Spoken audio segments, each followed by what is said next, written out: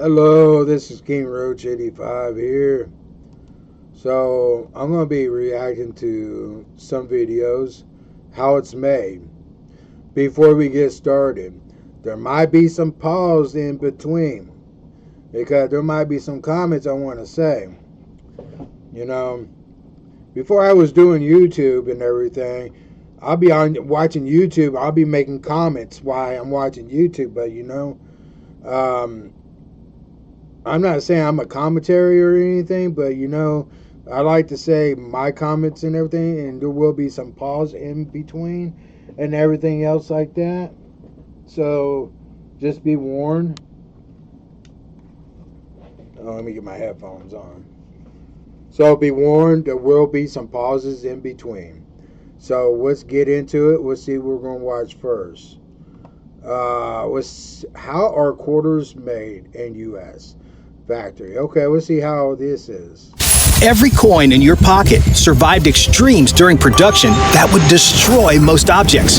Furnaces hot enough to melt glass, pressures that could flatten cars.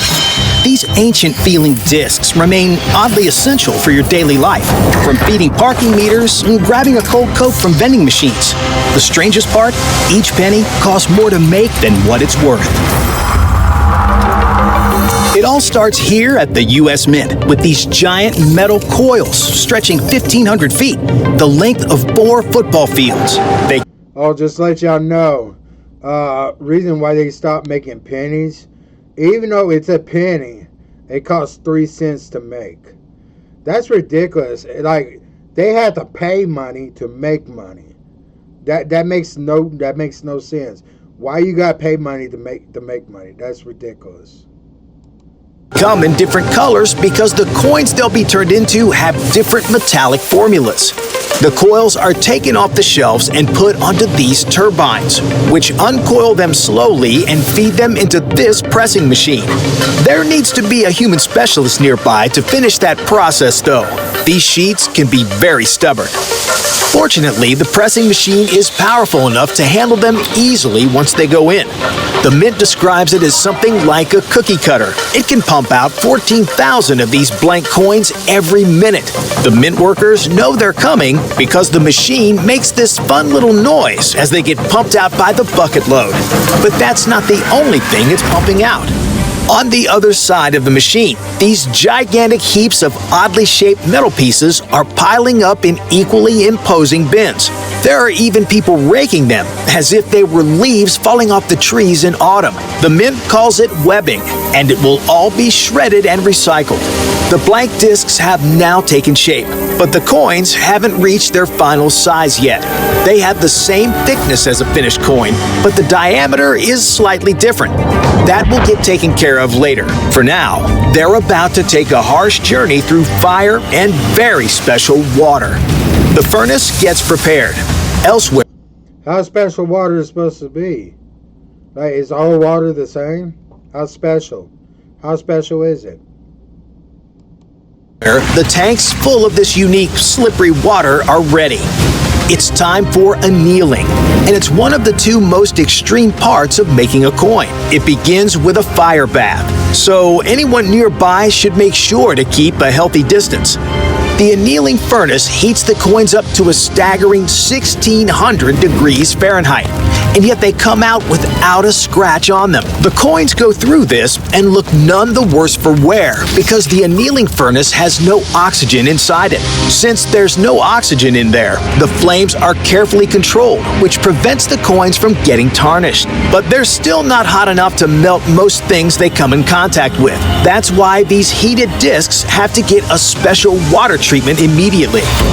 This water is special for a reason. Water is only the base. Otherwise, the coins wouldn't look anything like the coins in millions of hands every second. Worse, they'd be stuck together permanently. That's why there are 2 other substances mixed in. The first is citric acid. This material comes from citrus fruits like oranges or pineapples, but unfortunately, there's none of those to be found in the Mint. The acid is already in powdered form by the time it gets there, and it loosens the dirt and grime on the coins, giving them that mint. I thought citric acid is where it melts your hands and everything. I thought that's what citric acid is. Citric acid. I thought it's like where you use in science and stuff like that.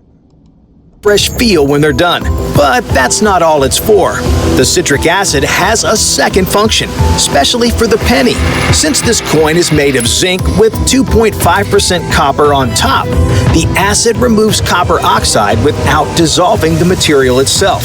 The result? That shiny penny that everyone knows, at least when it's fresh from the mint. No guarantees after it's been in use for a while. In the here and now, there are also lubricants in the water to prevent the coins from getting stuck together when the heat from the furnace is quenched. Now that they're no longer hot, the coins are ready to be washed. But there are 2 U.S. Mint facilities, and each one has a unique way of doing this. If you stop by the Denver Mint, you'd see this huge scoop called a skip basket. It lifts the coins out of the slippery water and into the washing area. In Philadelphia, you see this whirl-away machine slowly turning around instead, but it has the same result. The coins now go through the washing area, where they're sent through this machine that restores the original color with a mixture of detergents and anti-tarnish agents. Once they're dried, it's time for the upsetting mill to get ready. Remember that part where the blank coins weren't in their finished size yet? That's what the upsetting process is all about. The coins now get sent into a groove that's slightly narrower than the current diameter. That's how the metal around the edge gets raised just a little to form a rim. And this isn't just for decoration. If something goes wrong and that rim isn't there, the coins won't be able to finish their journey. The coins leave the rim, and the mint work. Okay, how is it not for decoration? Y'all draw on the coins. It's decoration. How you say it's not for decoration when you draw on the quarters, dimes, nickels, and pennies? Those are all decorations. Like the decoration of Independence Day. It's all decoration. Don't say it's not for decoration. It is. Have planchettes before them, hopefully. This is one of the most important parts of their job.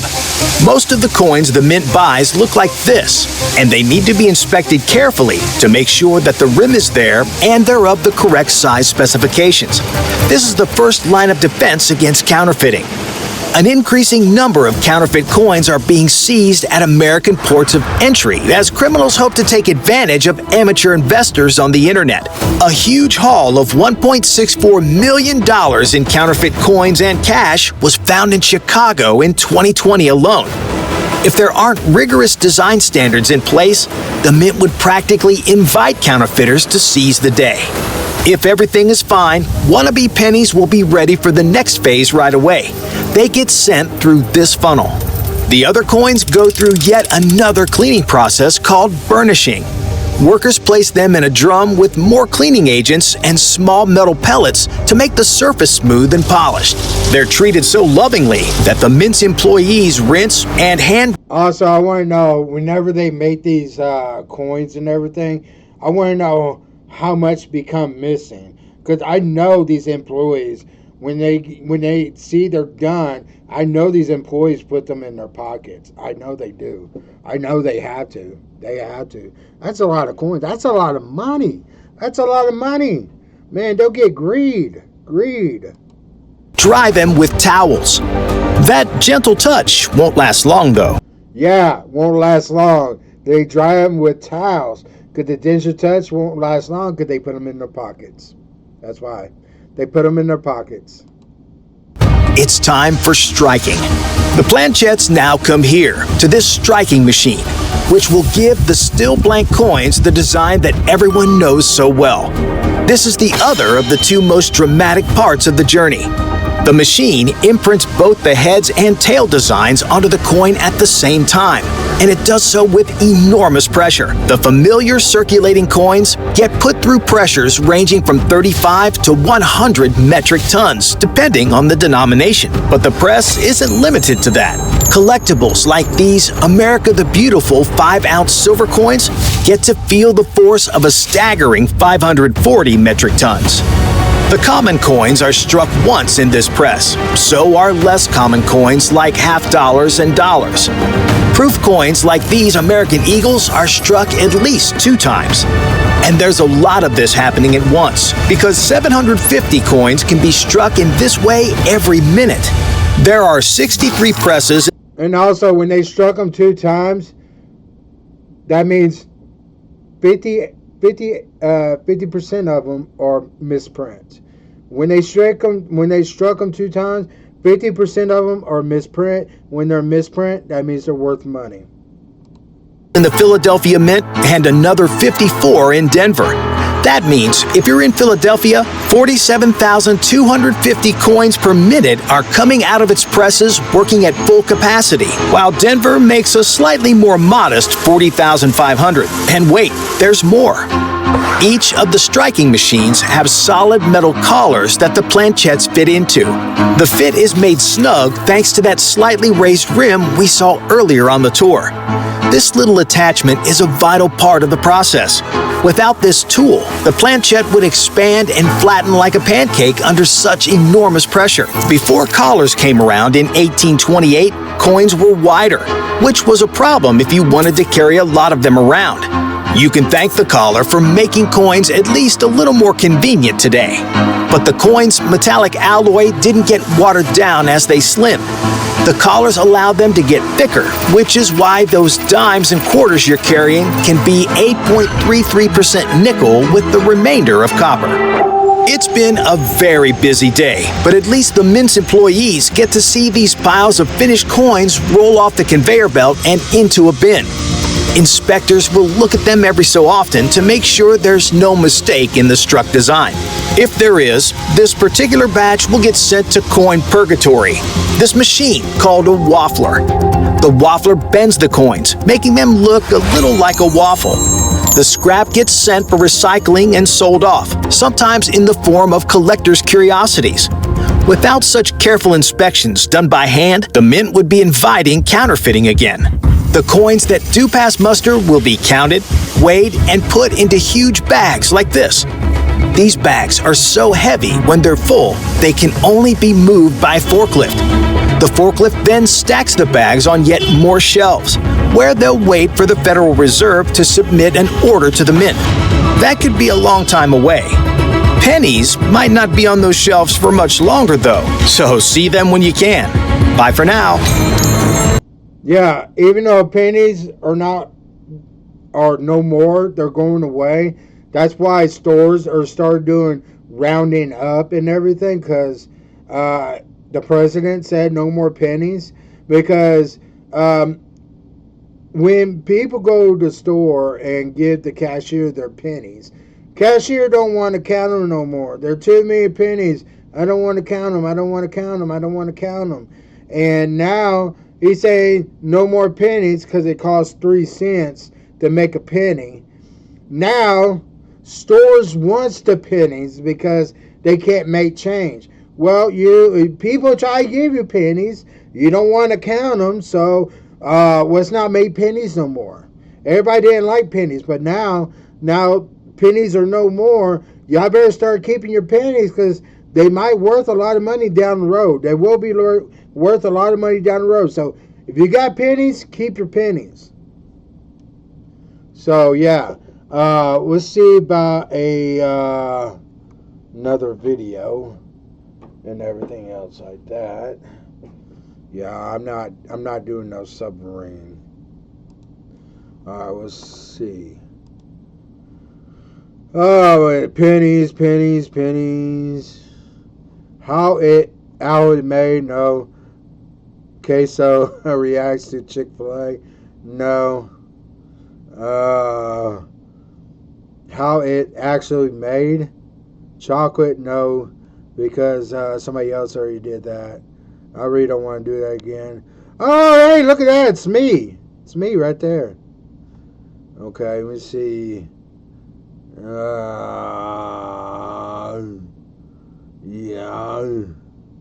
Oh, that's 2 hours. 2 hours? 2 hours? Oh. Oh, man, 9/11. Let's do this one. Imagine being able to build anything just by thinking about it. Meet Base 44, a complete AI. I don't Canned care. meat has become an integral I don't care about the ad. I don't care about any other ads. part of our modern food culture, providing us with quick and easy meal options. Before we get into this movie, who all likes Spam? Does anybody like Spam? Put in your comments down below if you like Spam. In our busy lives. But have you ever wondered about the meticulous process that brings these delectable treats from the factory to your table? Well, you're in for a treat because in this episode of How It's Made, we're taking you behind the scenes of the food industry to explore the fascinating journey of canned meat. From the selection of top-notch ingredients to the precise packaging techniques, we'll reveal every step involved in creating these mouth-watering delicacies. Our first stop on this savory adventure takes us to the heart of the operation, the meat preparation stage. Here, the selection and handling of high-quality meat are of utmost importance to ensure a delectable end product. Imagine stepping into a world where skilled professionals transform raw meat into the delectable canned treats we savor. It all begins with the careful selection of premium cuts, each chosen for its flavor and tenderness. The meat undergoes a thorough cleaning and trimming process to remove any unwanted elements. This attention to detail ensures that only the finest quality meat makes its way into those iconic cans. But it doesn't stop there. Hygiene and safety take center stage at every step. Stringent measures are in place to maintain a sterile environment, preventing any contamination or spoilage. The workers, dressed in white protective gear, follow strict protocols to ensure the meat remains uncontaminated. Once the meat is cleaned and trimmed, it undergoes a rigorous inspection process. Highly trained professionals examine each piece, meticulously checking for any imperfections or signs of spoilage. Only the best cuts pass this stringent quality control check. The dedication and expertise of these professionals ensure that the canned meat you enjoy is of the highest standard. Their commitment to excellence guarantees that every bite is filled with flavor and satisfaction. Now that we've witnessed the precision and care put into selection, What is that white stuff they're putting in there? I know every time I open my can, if I get some can worth of meat, I don't see no white stuff. What is that white? Is that a tablet? What is that white stuff? What is this? What is this? Why they gotta put that in a can? selecting and preparing the meat, it's time to move on to the next step, cooking and seasoning. Prepare your taste buds because things are about to get even more flavorful. Once the meat has undergone meticulous preparation, it enters the cooking and seasoning stage, where it is transformed into a flavorful delight. In the industrial-sized cookers, the carefully selected meat takes center stage. These massive cooking vessels apply the perfect... Okay, you just said wait, it's gonna be more flavorful. You gonna show me some nasty meat? It's white and everything? That's not flavorful. That's not Flavor Flav, I tell you that. combination of heat and steam to ensure thorough cooking. This process not only enhances the flavor, but also eliminates any potential harmful bacteria, ensuring the meat's safety and extending its shelf life. As the meat simmers and sizzles, the aroma fills the air, hinting at the delectable feast to come. Skilled culinary experts now step in, adding their creative touch to elevate the flavors to new heights. It's the art of seasoning that truly sets canned meat apart. With a careful balance of spice. You said experts. You said experts. What made them experts? What made them the other people experts, other people experts, and other people experts? Bro, nobody's experts. They just do their job. They know how to do their job. You're acting like they're scientists. They're not experts. They just know how to do a job. Don't think they're like some scientists. They're not experts. Spices, herbs, and marinades, these flavor masters create unique profiles that excite the taste buds. Each canned meat product offers a distinct culinary experience, from the robust and savory to the tangy and zesty. Okay, Spam is not for culinary. It's not like for cooking school. It's like for Marines and stuff like that. Like, really. You go to a restaurant, you don't see nobody using Spam in restaurants. If they do, that's wrong. That's wrong. If they use Spam in restaurants. zesty. The seasoning is a precise process where the perfect combination of ingredients is measured and added to the cooked meat. Consistency is key. Through careful monitoring and quality control, the seasoning process ensures that each can of meat delivers the same delightful flavor, bite after bite. It's this dedication to consistency that has made canned meat a staple in households around the world. From hearty stews to succulent slices, canned meat offers a wide array of options, catering to various culinary preferences. Whether it's a touch of smokiness, a burst of spices, or a delicate blend of herbs, each can is a culinary adventure waiting to be enjoyed. The cooking and seasoning process is a labor of love, guided by the expertise and passion of culinary professionals. Their dedication to creating harmonious flavor profiles transforms plain meat into a delectable feast that can be enjoyed anywhere, anytime. As you savor that tender bite of canned meat, let your taste buds celebrate the journey it took to arrive on your plate. From the careful... Dude, why are you eating with a knife, man? Like you act like you in a Witherby. You act like this is The Last of Us. Cooking in those massive cookers to the artful seasoning, each can is a testament to the commitment of those who craft it. With the meat cooked to perfection and infused with tantalizing flavors, it's time for the next crucial step in the process: canning and packaging. The journey begins as the flavorful meat is carefully placed into cans, ready to be sealed and preserved. To ensure the highest quality and safety, the cans go through a sterilization process, eliminating any potential bacteria and extending the shelf life of the product. Automated systems take charge. That guy from the news station act like he never ate a can of Spam in his life.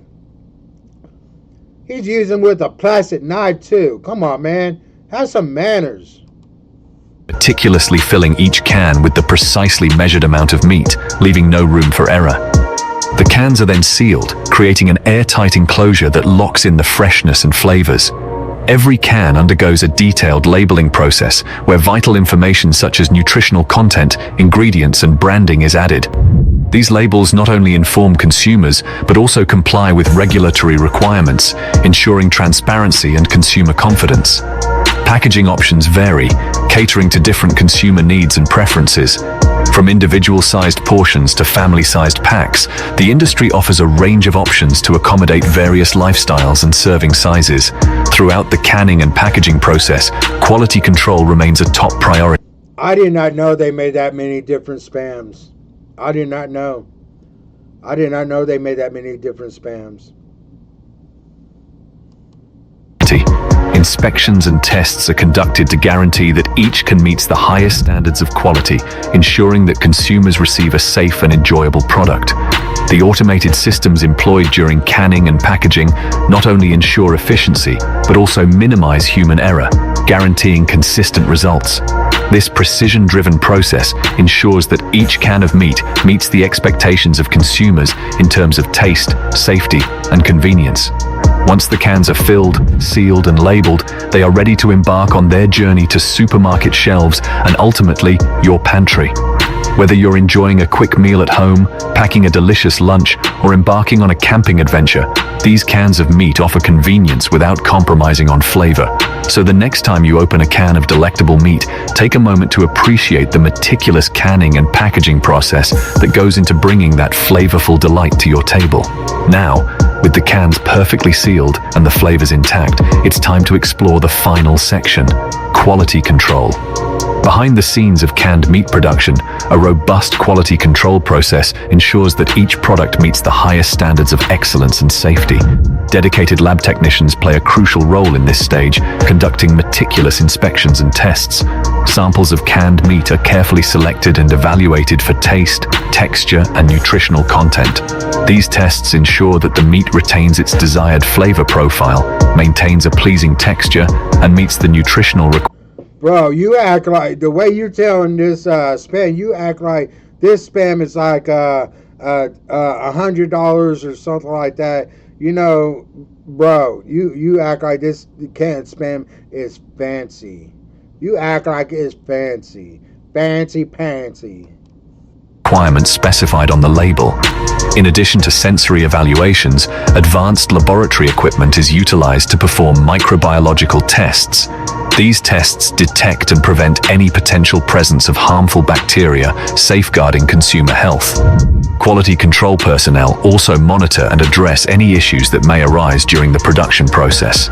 They work closely with production teams, providing valuable feedback and making adjustments if necessary to maintain consistency and uphold the highest quality standards. Should an issue be identified during quality control, stringent protocols are in place to address it promptly. This may involve adjusting processes, recalling affected batches, or making improvements to prevent reoccurrence. Ultimately, the dedication to quality control ensures that each can of meat that reaches consumers' hands is reliable, safe, and meets or exceeds their expectations. From the selection of ingredients to the final product, every step is carefully monitored. Okay, this is just doing a reloop. So we're already seeing all this right here. It's just doing a reloop. I was like, supposed to be 9 minutes and 10 minutes, but it's doing a reloop. Nah, we're already seeing enough right there. Doing a reloop. I don't want to see no reloop. How donuts are made. How Play-Doh's made. Let's see how Play-Doh's made. I was born to play this character. There's a lot of talented people out here. Any actor. Have you ever gotten your hands on a giant tub of Play-Doh? You can make anything with Yeah, when I was little. I haven't made Play-Doh in a long time. some smart color mixing and a little imagination. It's played with so much around the world that Play-Doh even has its own signature scent that brings back so many childhood memories. This isn't just Alright kids, let you know that's not ice cream and that's not cookies, so don't eat it, okay? It's not ice cream or cookies, so don't eat it. any modeling dough. It's a cultural phenomenon with its own unique texture and even a special perfume. Over 2 billion cans of Play-Doh have been produced. That's 900 million pounds. But what makes Play-Doh so special? And how is this magical modeling dough actually made? Okay, this is why Play-Doh is so special. It's the feel of it, and also it's the smell. And you just put it in your hands, you just start playing, you know? When I was little, it was the feel and the smell. That's what made Play-Doh fun for me. And making statues. Well, the story of Play-Doh is just as unique as its texture. It all began with a frustrated preschool teacher. Kay Zufall was upset about the hard clay her nursery school students had to play with. It was a constant struggle, but her brother-in-law offered an unexpected solution. He worked in the wallpaper cleaning industry and showed her a doughy substance used to remove soot from walls. Who knew a product designed for cleaning could become a cornerstone of childhood creativity? After some tweaking to ensure it was non-toxic and moldable, this wallpaper cleaner transformed into a Play-Doh modeling compound. It was finally hitting store shelves in 1956. While it was marketed towards only schools at first, that changed fast. Play-Doh's popularity grew through word of mouth and television commercials, becoming a household staple within a few years. Fast forward to today, and Play-Doh is a global phenomenon. The original cardboard cans, originally filled with a hefty 1.5 pounds of off-white dough, have turned into a whole range of bright colors. It's a sea of blues, greens, pinks, and yellows, all ready to be molded into something wonderful. Beyond the pure fun factor, Play-Doh offers so many educational benefits. Man, Play-Doh came a lot. Man, Play-Doh changed a lot. Like, man, I wish I had this when I was little. Squishing, rolling, and shaping the dough helps young children develop hand-eye coordination and fine motor skills essential for tasks like writing and buttoning clothes. The colors spark their creativity, while sorting and mixing them introduces them to color recognition. Play-Doh might smell good enough to eat, and let's face it, some curious kids might even try, but it's actually made with safe, everyday ingredients: flour, salt, water, and even some fun flavorings and colorings. The exact recipe is a closely guarded secret, just like any special family recipe passed down through generations. This secrecy helps Secret. Man, anybody can make Play-Doh these days. But y'all Play-Doh's more different, but people can make Play-Doh if they want to. maintain the brand identity of Play-Doh and prevent competitors from replicating its exact feel and performance. But the secret sauce is what gives Play-Doh its unique texture and long shelf life. So, what's really the science behind the squish? It's all about the unique ability of the Play-Doh to hold its shape while remaining pliable. This is done through the science of starches and some clever additives. Flour, the main ingredient, contains tiny starch molecules that act like sponges. When mixed with warm water, these starches absorb the moisture and swell up, creating a gel-like network that gives Play-Doh its structure. But starches alone can become clumpy and difficult to mold. Here's where the secret additives come in. Some act like microscopic building blocks, preventing the starch network from collapsing and creating a crumbly mess. Others function as lubricants, allowing the dough to slide smoothly between your fingers. This makes it easier to shape into cool shapes and objects. The exact types and ratios of these additives are what Play-Doh scientists have perfected over the years. Every time you open a new container, you'll get the same satisfying first squish. While the ingredients might sound simple, making Play-Doh is all about getting the perfect mix. Giant mixers precisely combine the dry ingredients and flavorings, just like baking a cake but on a much larger scale. The amount of hot water added really depends on what kind of color and scent the company is going for. For example, a vibrant red might need some more water than a sunshine yellow to achieve the perfect consistency. But the overall ratio remains balanced, with about 70% dry ingredients to 30% water. This ensures the Play-Doh remains moldable and doesn't dry out early. Yeah, in the smush, like when you take a big wadded Play-Doh, you squish it like this, and it gets all through your fingers and everything. It's satisfying. It could probably help calm your nerves down.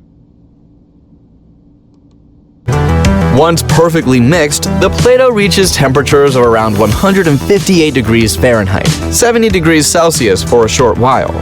This is long enough to activate the binding properties of the ingredients. It then cools down quickly, ready for its transformation into those familiar colorful tubs.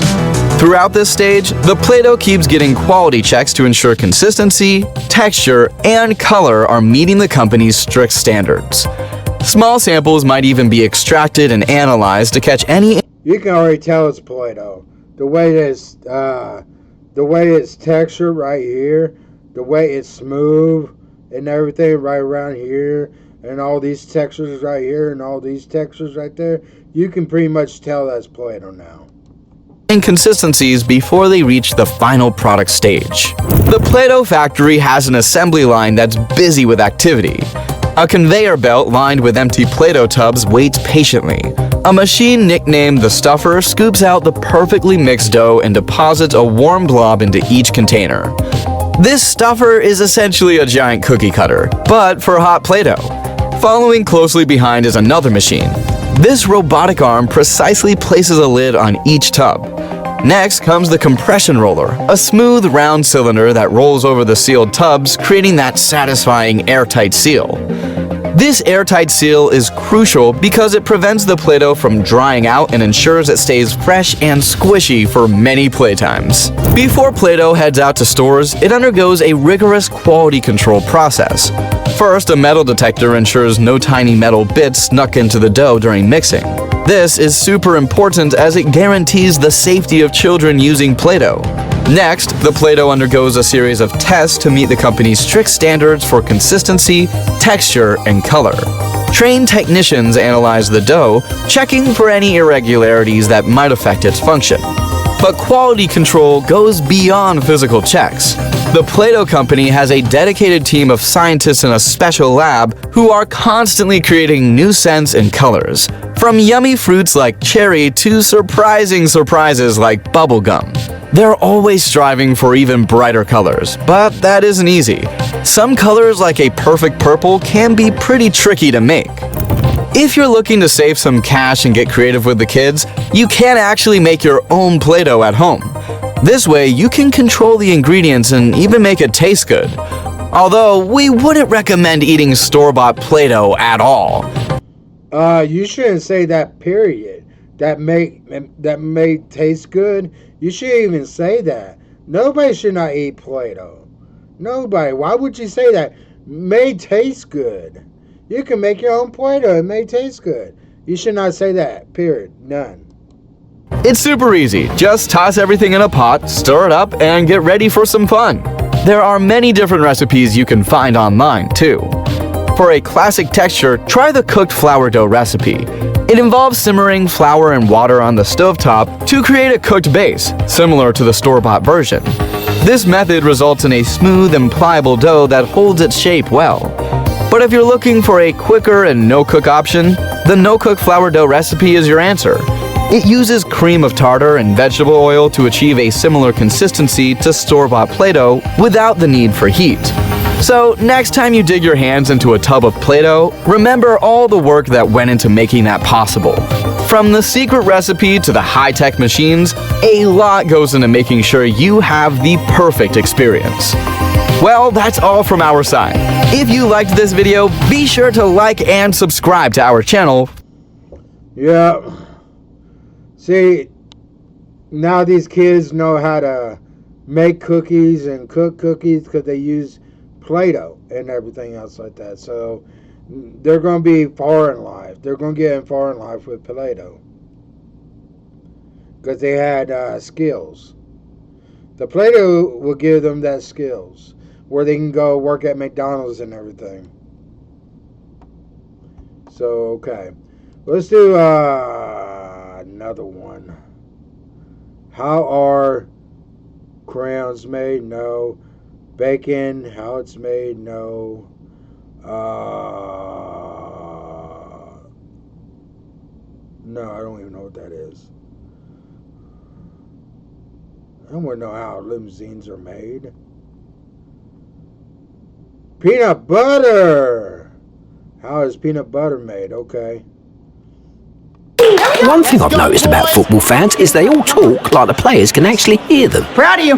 But when you have Geico insurance... Asking, what is y'all's favorite peanut butter? Y'all like peanut butter? What's your favorite? Crunchy, creamy? Put in a comment down below if you what's your favorite kind of peanut butter. At first, yeah, I bet y'all knew what that looked like, huh? Yeah. Expired. With kids around, it usually lasts for just a week. Like, I thought peanut butter don't really expire. I don't know. It's weird.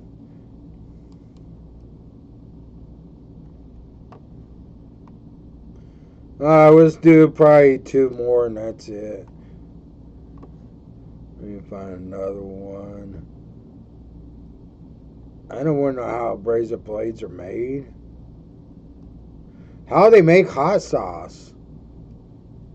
Yeah, let's see. Let's see how they make hot sauce. How it's made! When it comes to cuisine, some like it hot. A quick way to satisfy a piquant-loving palate is with a splash or two of hot sauce, typically served with Mexican foods such as... Before we get into this, what is your favorite hot sauce? Like, I like hot sauce too. But what is your favorite hot sauce and what can y'all handle? Nachos, tacos, and burritos. It can also spice up everyday fare such as eggs, potatoes, and sandwiches. This American company has been producing hot sauce. This is my favorite right here. Rice, beans, and sausage with hot sauce. That is my favorite. This is my favorite right here. This is what I like to eat. But I don't eat it no more because I don't know how to make it. So yeah, this is my favorite food right here. I just want to eat it all up. Also called a pepper sauce since 1868. Its signature version is made from Tabasco peppers, a type of chili pepper. The brand also comes in additional varieties, using habanero, chipotle, and green jalapeno peppers. The company has pepper fields at its home base in Louisiana, as well as in Central and South America, using seeds harvested from the Louisiana crop. The company president uses his experienced eye to select the best plants for seed extraction, those with even and early ripening juicy peppers. I was about to say, what is he throwing on there? I'm like, yeah. Well-formed layered branches, and healthy damage-free leaves. He marks his selection with a string. Then pickers harvest those peppers and send them to the seed extractor. The peppers are hand-picked for sauce production as well. To determine which ones are ripe enough, the pickers use what Cajuns call a petite Baton Rouge, French for little red stick. If a pepper matches the color of the stick, they harvest it. If not, it stays on the plant.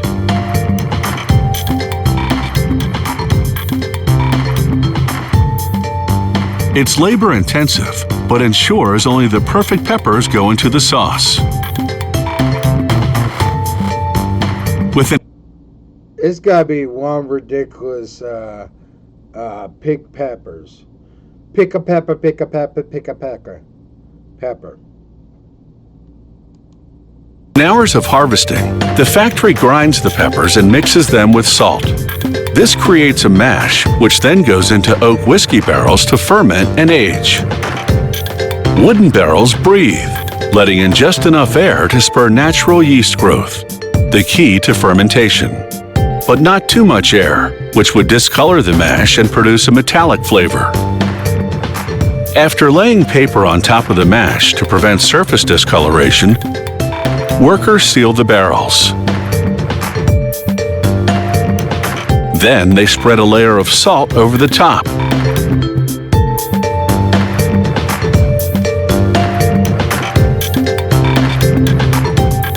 The barrels now go to the warehouse, where the mash ferments and ages for 3 years. Fermentation releases carbon dioxide gas, which forces liquid out through a vent hole in the top of the barrel. The salt absorbs the liquid and hardens. After the 3-year fermentation and aging period, they break up the salt and open the barrel.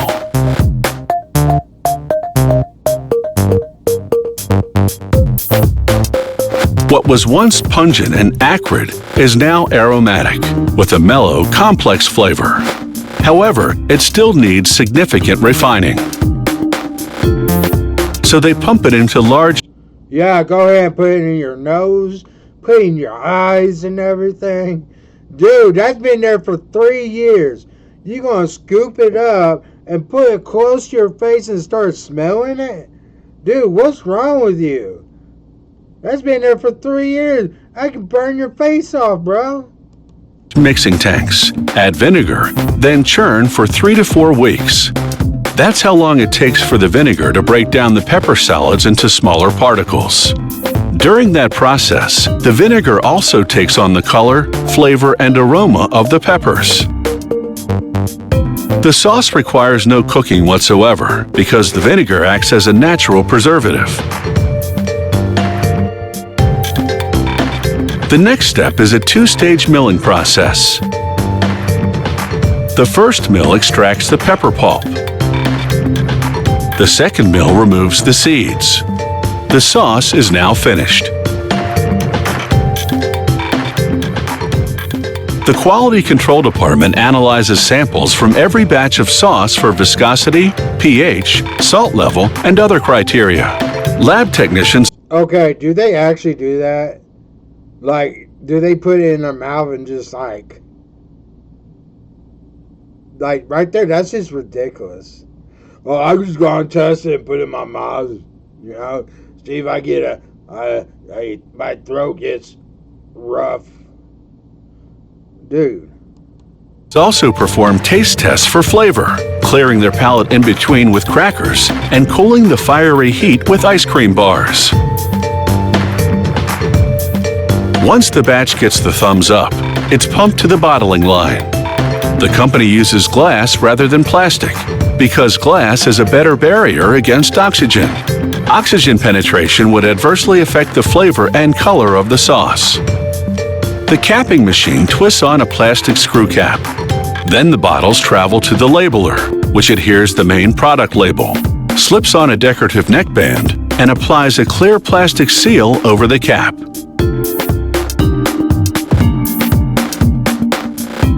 Hot off the production line and ready to go.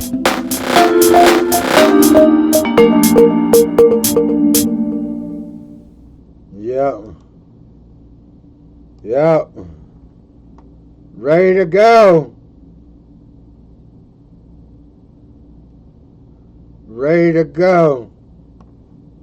Legos. I don't want to know how Legos are made. What?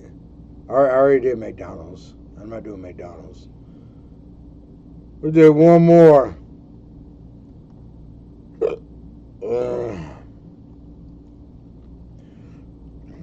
All right. File your taxes 100% free. Dude, calm down. Calm down. All right, we're going to see how Oreos are made. I always want to know how Oreos are made. In the app if you didn't file with us last year. Just file with TurboTax Do-It-Yourself by February 28th. No matter your tax. On their own, dipped in salsa or guacamole, or topped with chili and melted cheese, tortilla chips are the quintessential. Wait, is this Oreos? How to make even more delicious food? How it's made? Oh, I thought it was Oreos, but okay, what's Mexican this? snack, even though they're actually an American. Oh wait, nah. This is an hour. No. No.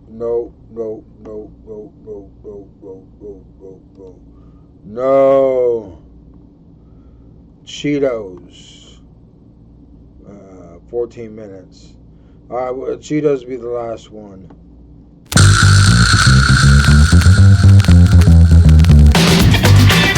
All right, before we get into this, if y'all like Cheetos, what kind of Cheetos y'all like? I like the puffy Cheetos. You know, the flame, the hot puffy Cheetos. Those are my favorite. I love the hot puffy Cheetos. Man, I can eat those. Yeah, hot puffy Cheetos. Cheetos, kejunya bikin nempel. Cheetos, the legendary snack with that unmistakable cheesy crunch, owes its iconic texture to a steamy trip through hot oil during production. These days, you'll find Cheetos everywhere, chilling next to a burger in a fast Bro. What was that? during production. These days, you'll find Cheetos everywhere, chilling next to a burger in a fast food combo, or keeping you. Calm down, you're going too fast.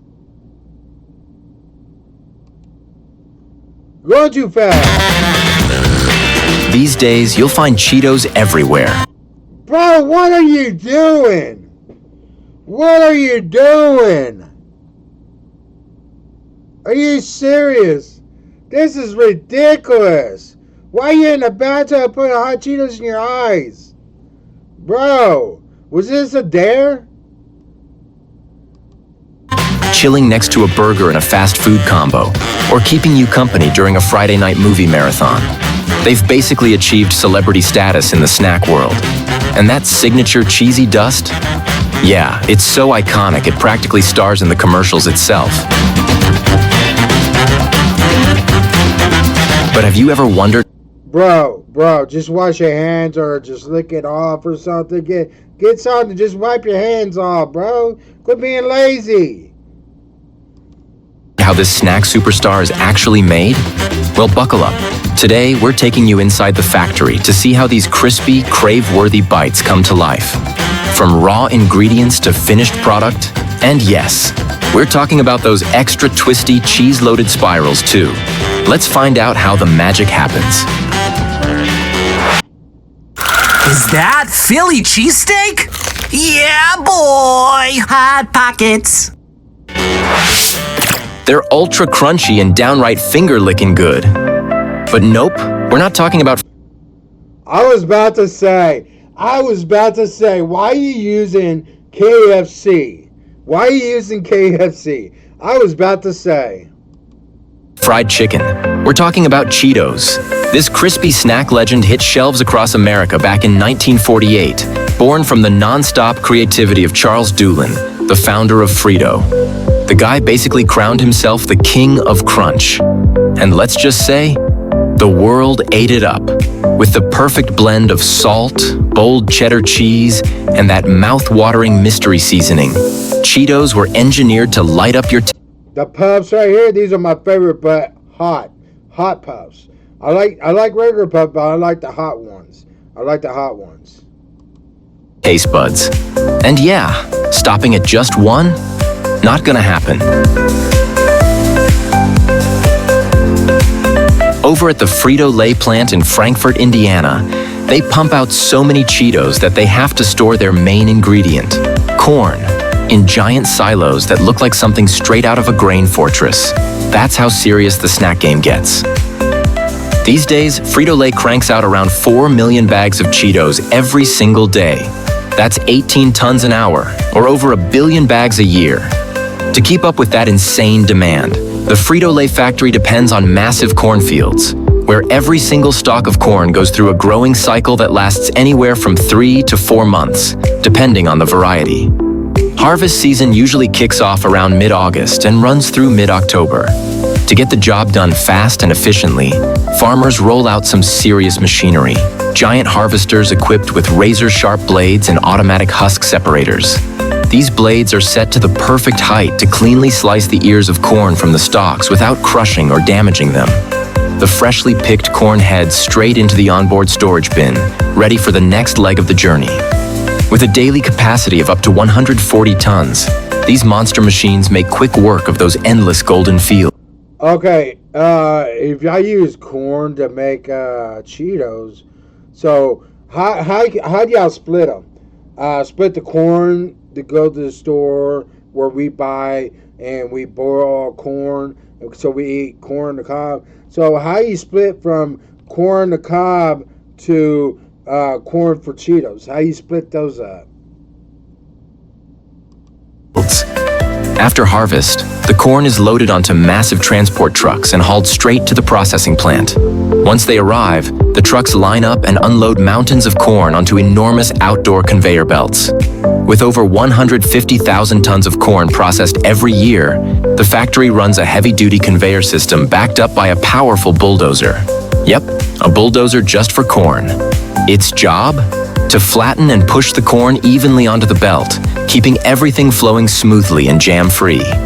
From there, the ears of corn ride the conveyor to the de-husking area. This is where high-speed rollers with a rough surface go to work, stripping off husks and silk in seconds, all without damaging the precious kernels. Pretty slick, right?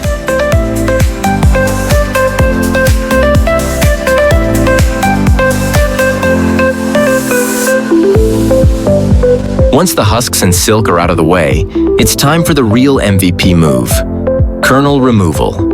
This is where things get serious. The goal? Strip the kernels clean off the cob without crushing or damaging a single one. To do that, the plant uses a next-level corn shelling machine. Each cutting head is equipped with 6 ultra-sharp spinning blades that rotate at high speed. As the ears of corn pass through, those blades go to work, slicing the kernels off the cob with precision and speed. What's really impressive? The system can auto-adjust the blade width to match the size of each individual ear of corn. Big, small, short, or long, it doesn't matter. The machine adapts on the fly to deliver maximum efficiency and minimal waste. At full speed, this bad boy can shell up to 6,000 ears of corn per hour. But the process doesn't stop there. Even with all that high-tech automation, quality control still gets the final say. Every batch goes through a round of manual inspection, where workers carefully sort out any discolored, damaged, or low-quality kernels. Because when it comes to Cheetos, only the best make the cut. The freshly shelled corn kernels hop onto a conveyor and make their way. Okay, this machine is going so fast. So if there's like 10 different color ones, how do they pick them up so fast? If there's going to be 10 different color ones, how they pick them up so fast? Only the best makes the cut. Like you acting like this is a Fields Day. Like Fields Day, like, you know, I don't know. How they pick them up so fast? That machine is going way too fast. Into massive storage silos, where they're kept in top condition before processing begins. Inside, the temperature is carefully controlled between 50 to 60 degrees Fahrenheit, and the humidity stays below 14%, just right to prevent mold, spoilage, or any funky surprises. As they rest in storage, the kernels continue to slowly dry out, getting prepped for their crunchy destiny. The facility is equipped with 4 giant silos, each holding up to 200,000 pounds of corn. And with production running non-stop, they burn through an entire silo's worth of corn every week, turning hundreds of thousands of pounds of raw grain into those golden, crunchy Cheetos we all know and snack on by the handful.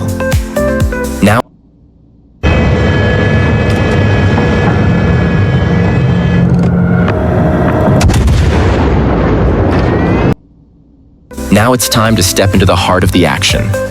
The place where those irresistibly crunchy Cheetos are born. After spending some time chilling in those massive silos, the dried corn kernels are transported through a series of pipes to kick off the next big phase: ingredient prep. First up, cleaning. The corn passes through vibrating screens that shake off dirt, rocks, sand. You name it.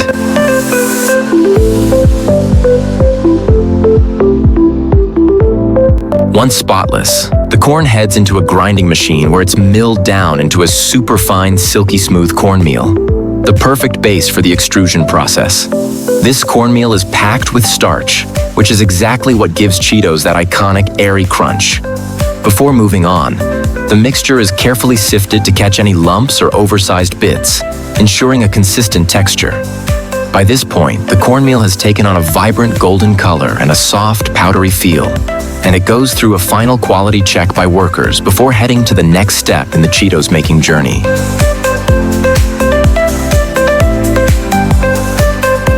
Once the cornmeal is ready, it gets mixed with just the right amount of water to form a damp but firm dough. And precision here is everything. Too much water, and the mix turns sticky and unworkable. Too little, and it crumbles apart like dry sand. To keep things perfect, high-powered mixers are pre-programmed to combine everything evenly and consistently. This step is absolutely crucial. It's what sets the stage for that signature light, crispy crunch in every Cheeto. Next, the dough is pushed through a large pipe into the extruder, a giant industrial machine that operates under intense heat and pressure. This is where the Cheetos magic really begins. Inside, the corn mixture is cooked and pressurized to over 390 degrees Fahrenheit and 100 bar of pressure. That's about the same as the water pressure 3,000 feet under the ocean. At this point, it becomes a thick, uniform paste.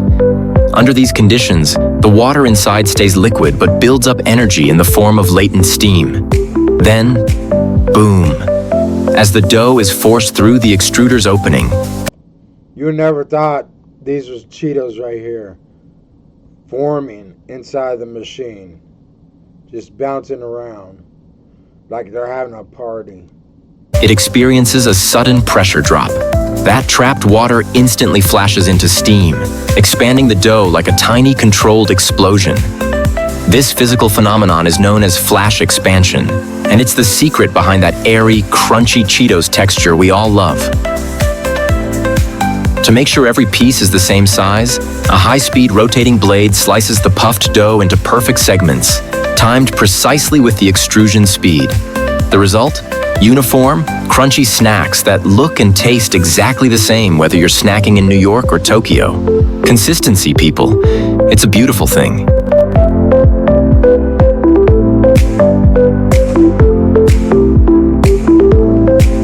Beyond the classic Cheetos we all know and love, there's another fan favorite that deserves a shout-out: Cheese Spiral Cheetos. These twisty little snacks bring a whole new level of... I never had Cheese Spiral Cheetos before, but I will give them a try when I can. But yeah. ...of fun to the crunch. For this version, the cornmeal dough is fed into a special spiral screw extruder. This machine compresses and pushes the dough through a precision-engineered mold, creating long, twisted ribbons of cheesy goodness. Thanks to the mold's exact design, each spiral is shaped consistently as it moves down the conveyor belt.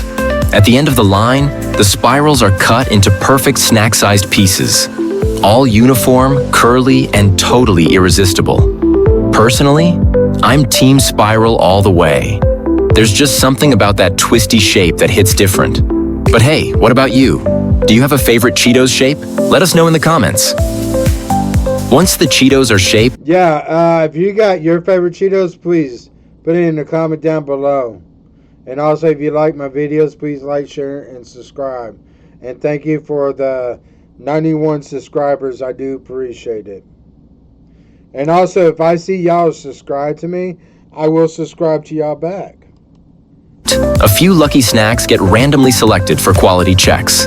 This stage involves weighing and measuring the snacks to make sure every piece hits the mark when it comes to size and weight, because consistency is key. At this point, the Cheetos still look a little pale. They haven't hit that bold flavor or crispy texture you know and love just yet.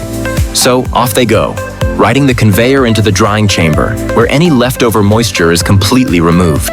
Next stop, the fryer.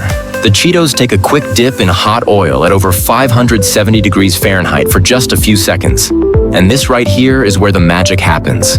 The frying process locks in that signature crunch and gives them that golden, crave-worthy color. Fun fact, not all Cheetos take the deep fry route. Some varieties are actually baked, giving them a slightly softer bite while still packing that iconic cheesy punch.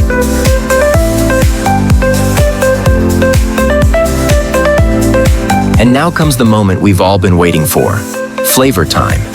Every year, around 5,400 tons of cheddar cheese are used to bring that bold, cheesy kick to life. The cheese gets blended with salt, oil, and a top-secret mix of spices to create the flavor coating that takes Cheetos from tasty to totally irresistible. This is where Cheetos become legends in the snack world. That first bite hits, and suddenly, stopping is not an option. Once the cheese blend is perfectly mixed, it's piped through tubes into a giant rotating drum. That's ridiculous, me seeing people like eating like that, like Cheetos is like an eating contest.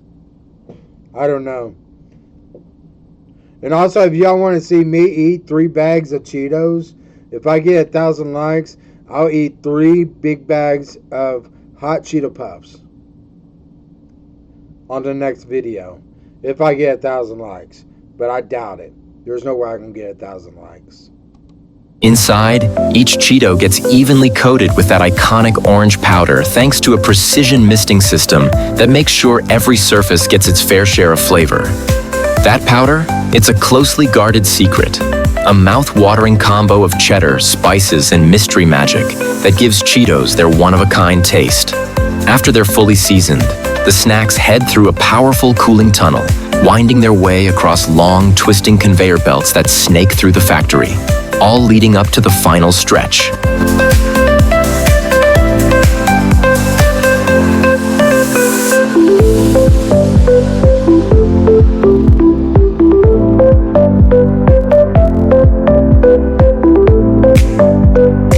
Back, you, just you, building your app on Base 44. Describe it. Back on the production floor, the quality control team steps in to make sure every single Cheeto lives up to the brand's legendary standards. Technicians here carefully test for salt levels, oil content, and moisture after the snacks have gone through the full production process. These numbers have to be spot on, no exceptions. After getting their full flavor makeover, the Cheetos head over to the packaging zone. But before they hit the bags, they need to rest for a bit. This pause lets the oil and seasoning soak in just right, locking in that bold, consistent flavor in every bite. Once they're ready, each batch is precisely weighed using high-tech automated scales, then packed into bags at lightning speed. Wait, I just saw something. Once they're ready, each batch is precisely weighed using high-tech... automated scale. Look at that. Look at that. That's metal. That's metal. That camera just caught metal going down there. Then packed into bags at lightning speed. We're talking up to 100 bags per minute. The filled bags get boxed up, and those boxes are stacked onto pallets. And guess what?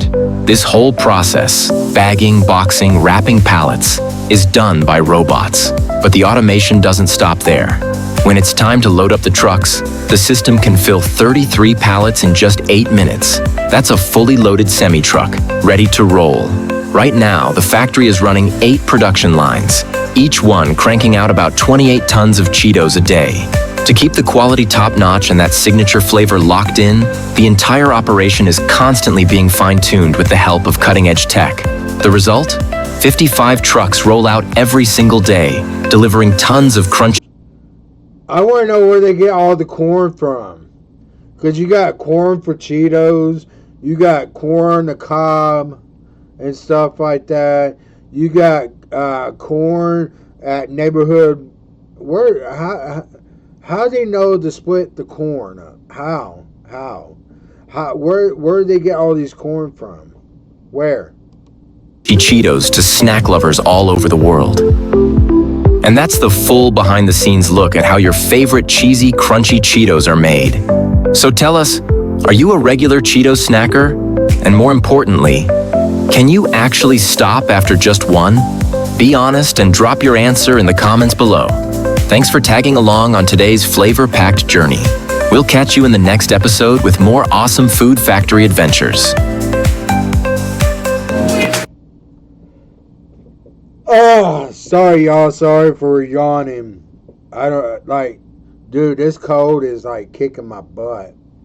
I don't know what's going on today, but the cold is kicking my butt.